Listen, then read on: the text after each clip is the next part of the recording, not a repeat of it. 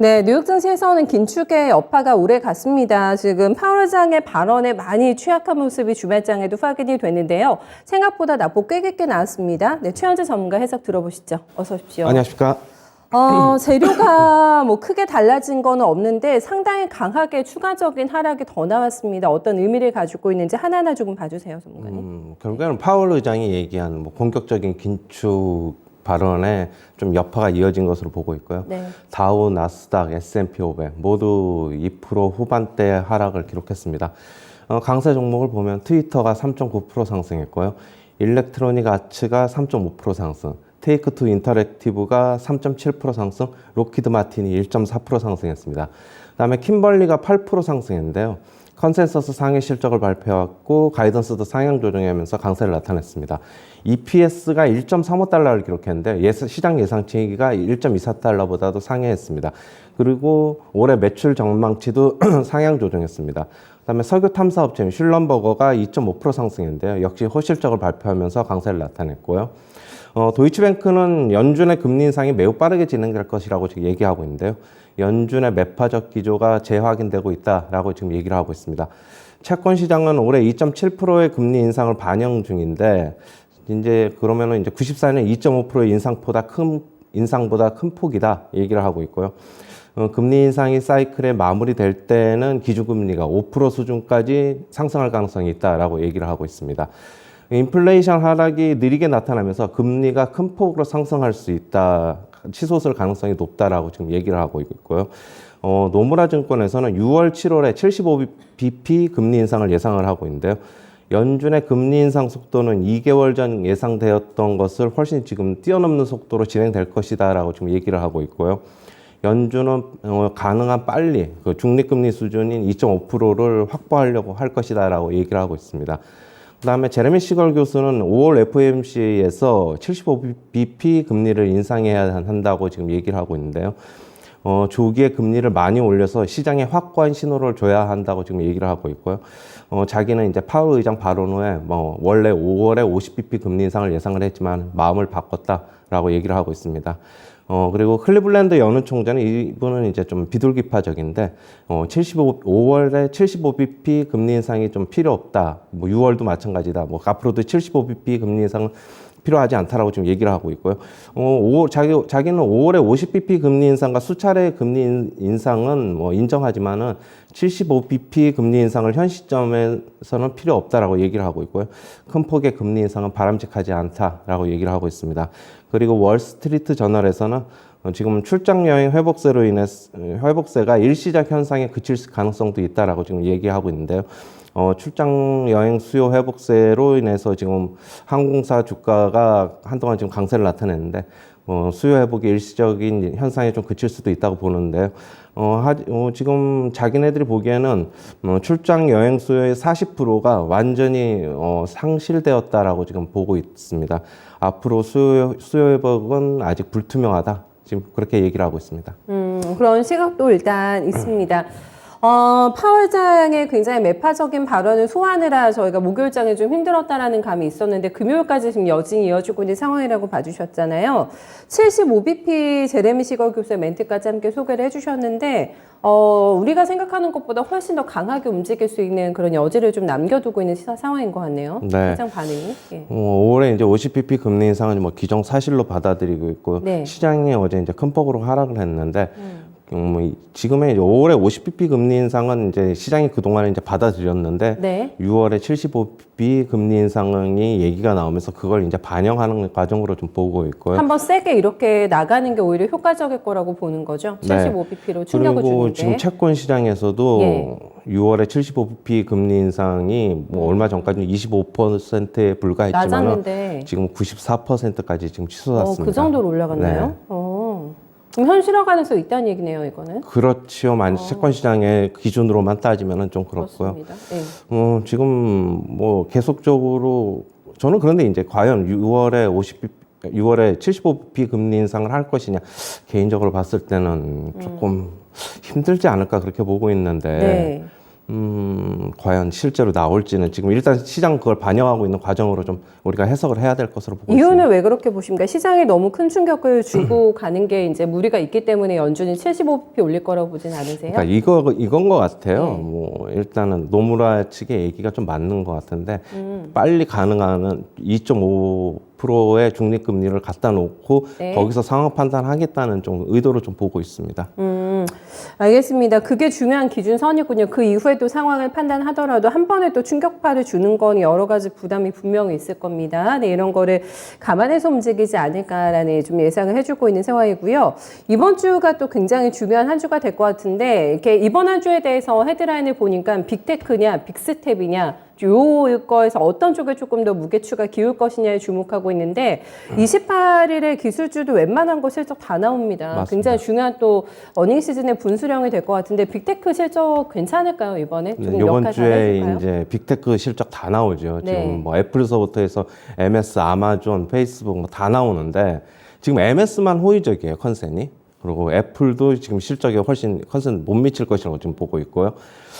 지금 그리고 이번 주는 블랙아웃 기간 아닙니까? 지금 연준 위원들 지금 발언 금지되는 기간. 왜냐하면 5월 3일, 4일 양일간의 FOMC를 앞두고 있어가지고 지금 블랙아웃 기간인데 네. 제가 이제 저번 주서부터 말씀드렸는데 미국 시장 이번에 1분기 실적에 대해서 지금 크게 기대할 것이 없다라고 제가 말씀을 드렸는데 저 별로 그렇게 크게 뭐 기대하고 있지 않습니다. 개인적으로 볼 때는.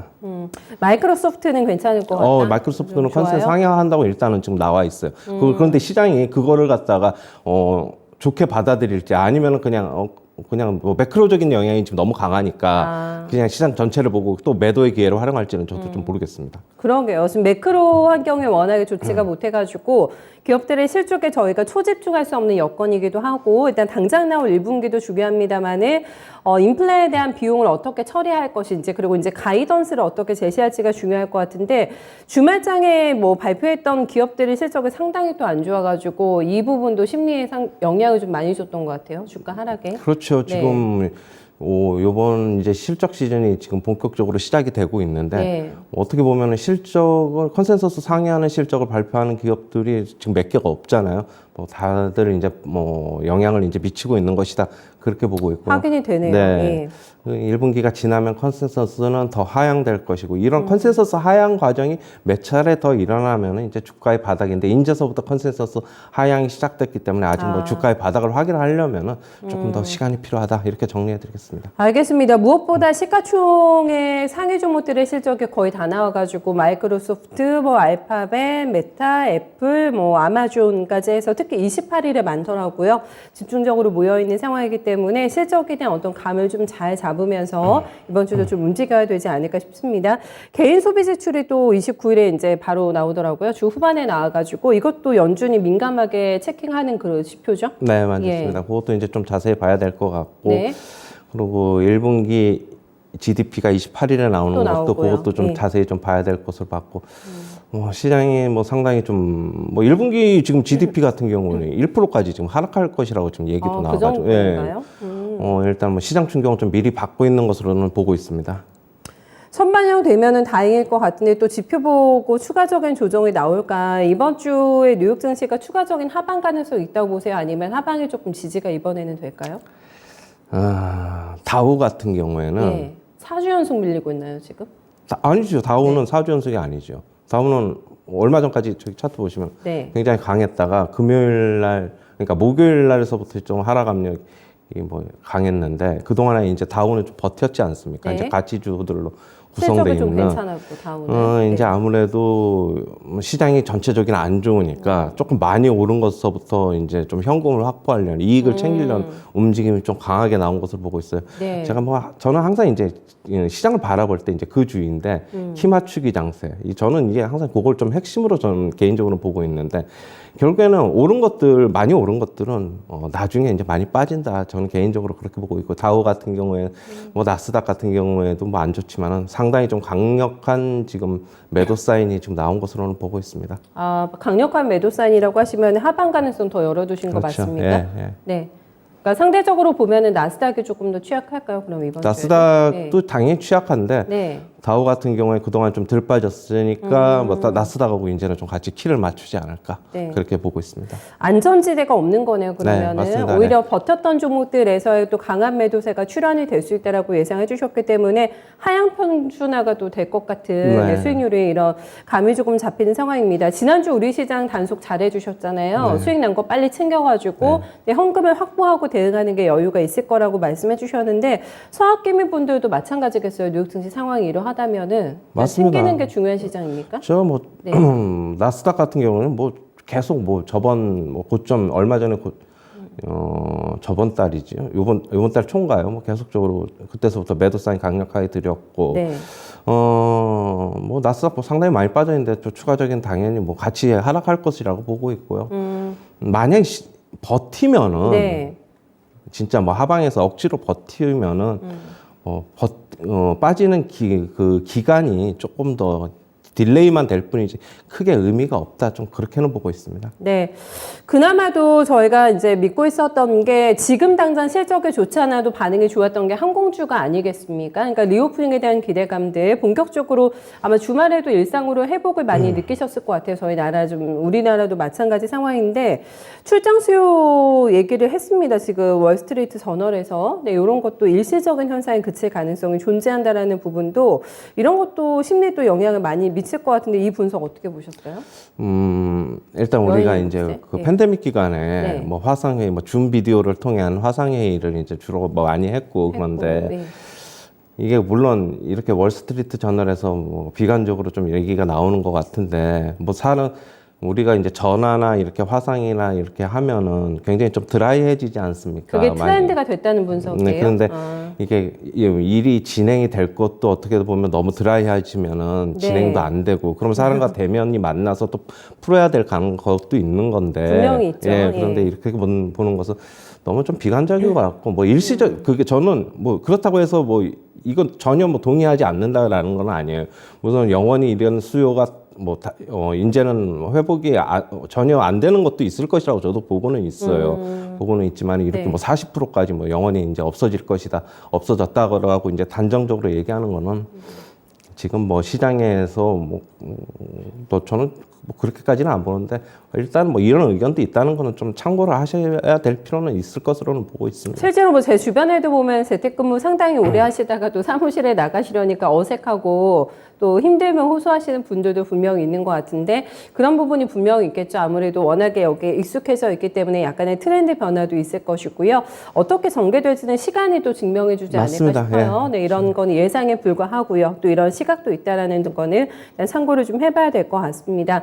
이번 주 우리 증시도 찜찜한 요인들이 많아요. 일단 매크로 환경이 좋지 못하다는 것은 분명히 우리 시장에도 영향을 미칠 것이고 내부적인 이슈도 있고 우리도 실적도 봐야 되잖아요. 네. 이번 주 크게 좀 전망 어떻게 하고 계세요? 실적보다는 네. 결국에는 글로벌 증시 흐름이 더 중요하지 않나, 좀 그렇게 보고 있고요. 우리나라도 역시 매크로적인 환경에 같이 묻힐 가능성이 굉장히 좀 아무래도, 높아 보이고요. 예. 오늘 시장 뭐 어떻게 반응할지는 조금 봐야 될 것인데 일단 뭐 안 좋겠죠. 안 좋기는 안 좋은데 네. 오히려 근데 이제 금요일 날에 네.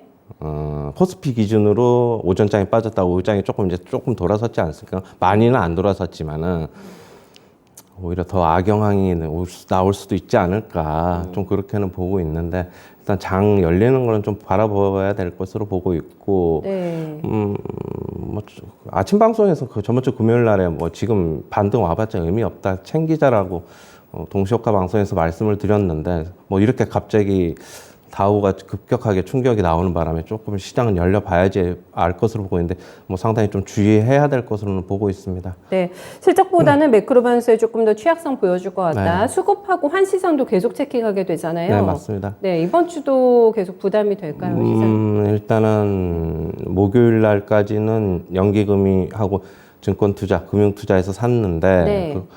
지금 매물이 금요일 날 다시 다 나왔다고 나왔어요. 보고 예. 있고, 연기금은 일단은 조금 이제 매수 신호 입지를 조금 시작을 한 것 같은데 연기금은 좀 빠지면은 매수 들어올 것이라고 보고 있고요. 그러나 뭐 연기금도 당분간은 이제는 조금 매도로 좀 돌아서면서 나중에 좀 살 것으로 보고 있고. 연기금이 구원투수 역할까지는 못할 거라는 말씀이시죠? 지금은 아니죠. 더 빠져야지 하죠, 걔네는. 네, 예. 그리고 지금 외국인 같은 경우에는 좀 어느 정도 팔 물량은 대부분 다 팔은 것으로 보고 있고요. 네. 뭐 큰 폭의 현물 쪽에서의 큰 폭의 매도 물량은 지금 일단 안 나오고 있어요. 뭐 4천억, 5천억 뭐 이렇게 급격한 물량은 안 나오고 있는 것으로 보고 끝물이군요. 있고 일단 2천억 미만 쪽에서 나오는 것으로 보고 있는데 만약에 오늘 민감하게 반응하면 그동안에 좀 못 팔았던 거를 또 일시적으로 나올 가능성도 그거는 한번 체크를 해봐야 될 것으로 보고 있고 금요일 날 선물 시장에서 외국인이 10,000개 넘게 순매도를 했는데 어떻게 보면은 이게 또 적중한 게 아닌가 그렇게 보고 있고 그리고 파생해서 그러니까 뭐 선물도 파생인데 이제 옵션 시장에서 보면은 콜옵션 매도 외국인은 지금 한 이틀 3일간의 콜옵션 매도, 풋옵션 매수를 취하면서 하방을 강하게 열어놓고 있고 근데 의외로 기관 투자자 같은 경우에는 외국인하고 좀 반대되는 포지션이나 아니면 양매도 포지션을 주로 하는데 같이 따라갔단 말이에요. 콜옵션 매도, 풋옵션 매수로. 그러게요. 그러면은 시장의 하방 압력을 같이 본다는 건데 좀 시장 좀 우려스럽긴 해서 좀 바라봐야 될 것으로 보고 있습니다. 네. 이번 주에도 계속해서 안전띠를 동여매고 조금 더 보수적인 스탠스가 필요할 거라는 점 강조해 주셨네요. 여기까지 들어보겠습니다. 전문가 수고 많으셨어요. 네, 감사합니다. 생각보다 강하게 뉴욕 증시가 또 한 번의 하방을 열어놨습니다. 우리 시장에 또 상당한 부담이 될 것 같고요. 이번 주에 분위기를 돌릴 만한 뭔가 반전의 트리거가 있을까? 그거는 아무래도 이제 빅테크 기업들의 실적이 될 것 같은데 예상이 별로 좋지가 못합니다. 물론 예상이 이제 기대가 낮다라는 건 오히려 호재로 또 이제 둔갑이 될 수가 있기 때문에 그 부분 이제 지켜봐야 될 것 같고요. 하지만 전반적인 돌아가는 여건이 녹록치가 않다라는 점을 감안하시면서 최대한 레포트를 좀 방어할 수 있는 그런 안전장치 들 많이 마련해 두시는 이번 한 주 돼야 될 것 같습니다. 최현재 전문가와 함께한 모닝타임즈였습니다.